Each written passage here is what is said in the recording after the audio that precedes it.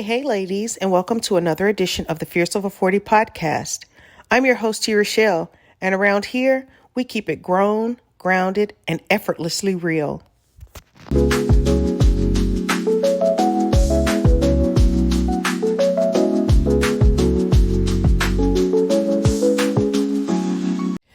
This space is for women who've been through some things, grown through even more, and are still navigating life's ups and downs, one imperfect, powerful moment at a time. Now, today we're tackling something that hits everybody, work-life balance, or maybe the fantasy of it. Because let's be honest, between work, family, relationships, group chats, grocery runs, and trying to remember to drink your water, balance can feel more like a buzzword than a reality. So in this episode, we're breaking down the myths, calling out the burnout, and talking about what balance really looks like for women in this season of life. And spoiler alert, it's not about doing more, it's about doing what matters. So if you're tired of being tired, feeling stretched thin, or just need permission to take a breath, this one's for you, sis. Let's get into it.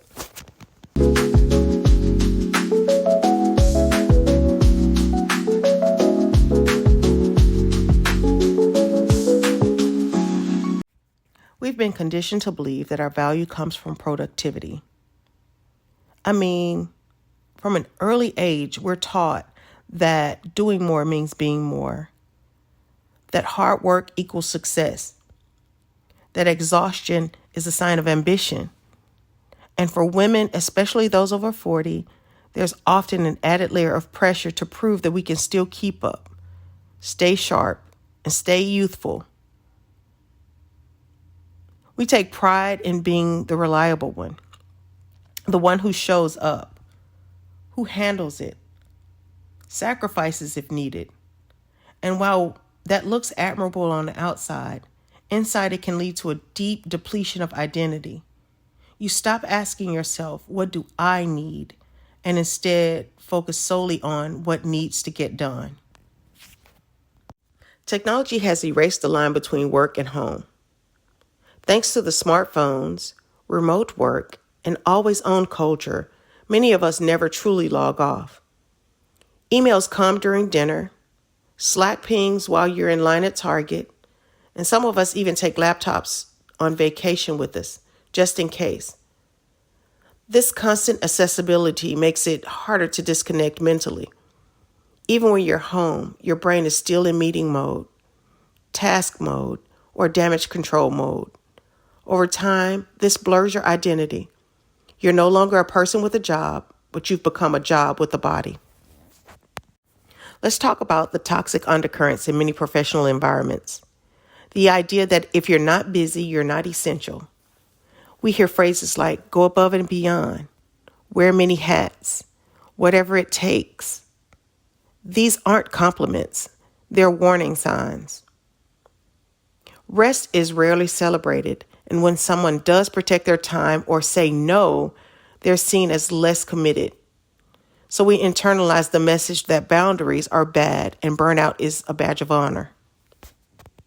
The modern woman is expected to excel at work, be emotionally available to friends and family, keep a clean house, make time for self-care, and stay desirable, healthy, stylish, and present.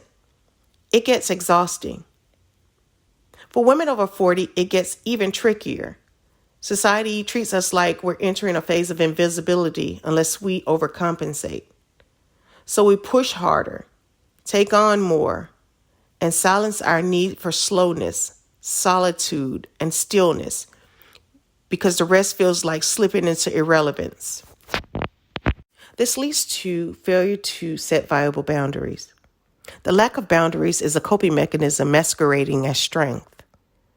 Many of us don't set boundaries because we're afraid that people would think that we're being difficult or selfish, that we will disappoint someone, or that we'll miss an opportunity and fall behind.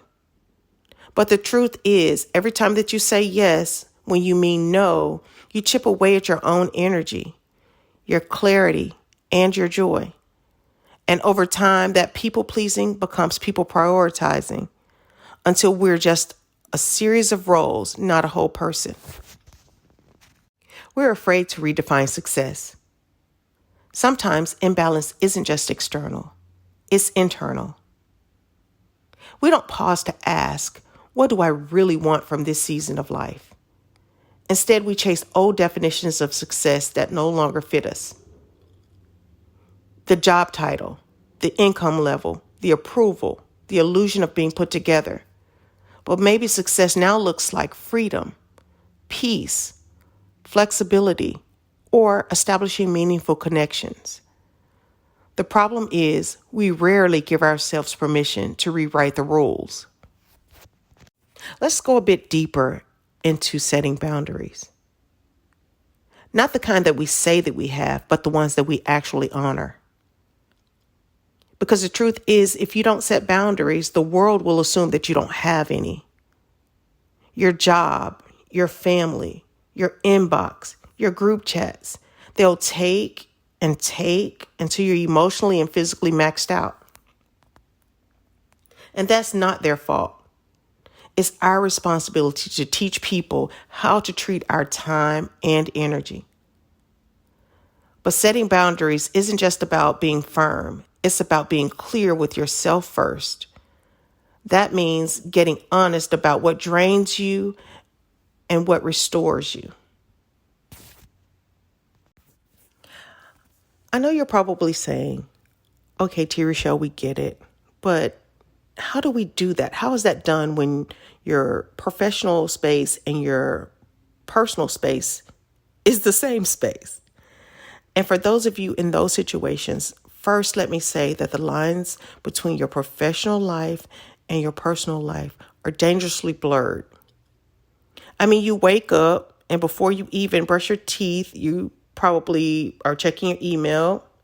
You log off at 6 p.m., but your brain is still in project mode at 10 p.m. I get it. I've been there, done that. Here's how to start rebuilding the boundaries. Create a shutdown ritual. Even if it's just closing your laptop, light a candle, and stepping outside for 5 minutes. This signals your body to say that we're off work for today. Work is done. 2, designate a zone if possible. Work in one part of your home and live in another. Your couch is not your conference room. Change your clothes when your workday ends. Even swapping into sweatpants tells your body that we're off duty for today.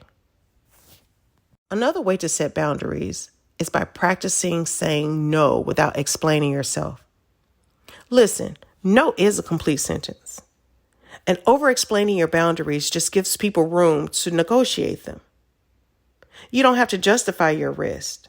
You don't need to earn your quiet time.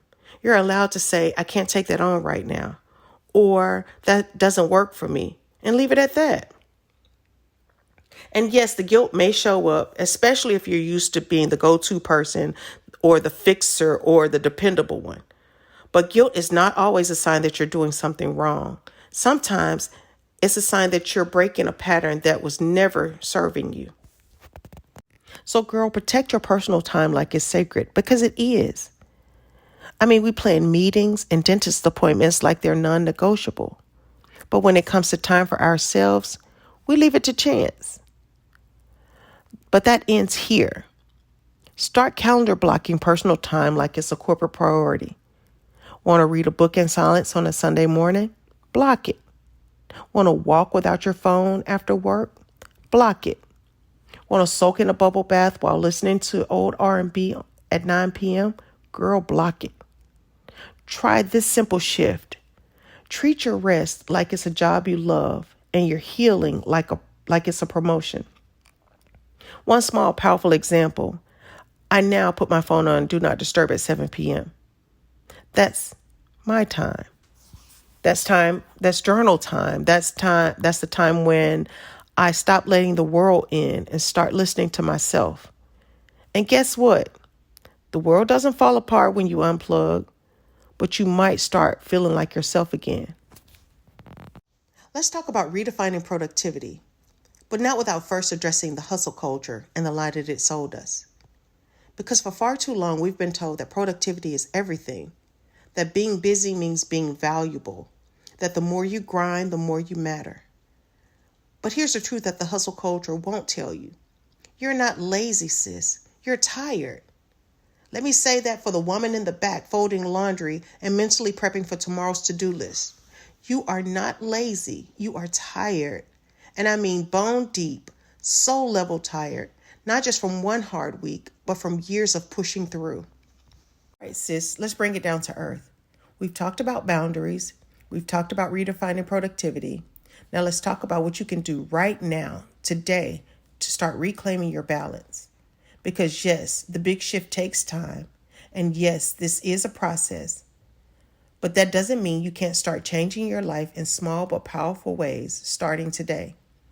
So here are 3 quick wins that don't require a life overhaul, but will absolutely shift your energy, your presence, and your peace. Number 1, set a shutdown time and actually honor it. This one is simple, but trust me, it's a game changer. Pick a time. Maybe it's 6:30 p.m., maybe it's 8 p.m., and make that your hard stop for the day. That means no more work emails, no more just one more task, no more letting your job bleed into your evening like a slow drip from an IV of anxiety. You've done enough. Your brain, your body, and your soul deserves a reset. When you set a shutdown time, you give yourself structure and freedom. You draw the line in the sand that says, my time is mine now. Even if you start with just 2 nights a week, commit to it. If your boss can't respect that boundary, it's not about your availability. It's about their expectations. Protect your peace. Number 2, take micro breaks like your sanity depends on it, because it does. Listen, you don't have to earn rest in big chunks. Micro breaks are those small, intentional moments throughout your day that helps reset your nervous system. And they're especially powerful when you don't think you have time to rest. Here's how that might look. 3 minutes of deep breathing between Zoom calls. 5 minutes to step outside and feel the sun on your face. A full, slow cup of coffee, not just a big chug while checking emails, but savored. Science backs this up. Even short pauses can reduce stress, improve focus, and make you feel human again. If you can find time to scroll on Instagram, you can find time to stretch your shoulders and take a breath or check in with your body. The pause is not the problem. The pressure is. Number 3, prioritize what actually matters weekly, not just daily. Here's a radical idea. You don't need a longer to-do list. You need a shorter, smarter one. So let's try this. Once a week, sit down with your planner or your notes app and ask yourself, what are the 3 most important things I want to move forward this week? What is the one thing that I can drop, delegate, or delay? And what will refill my cup? Start your week with intention, not just obligation.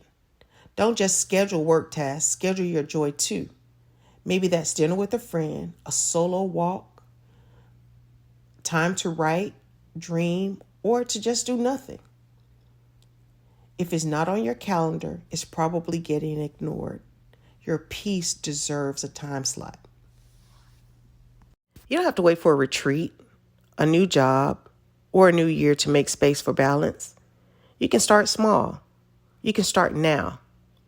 1 shutdown time, 1 micro break, 1 intentional week. And remember, this isn't about becoming perfect. It's about becoming present. You've spent years taking care of everyone and everything. Now, it's time for you to start taking care of you in small, sacred, and sustainable ways. Because the most powerful shift often starts with the tiniest steps.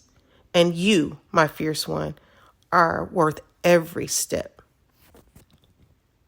Listen, I totally get it. Life is busy, the world is loud, and everyone wants a piece of you. But you deserve rest, joy, stillness, and peace. Work will always be there. The emails will keep coming, but your well-being should come first. If this episode gave you a little clarity, a little encouragement, or just permission to slow down, share it with a friend who needs it too. And hey, if you figured out a secret to work-life balance, leave a comment because I'm still learning over here. Thank you for listening to Fierce Over 40. I'm your host, T. Rochelle, and I'll see you next week, hopefully well rested, a little more balanced, and a whole lot more kind to yourself.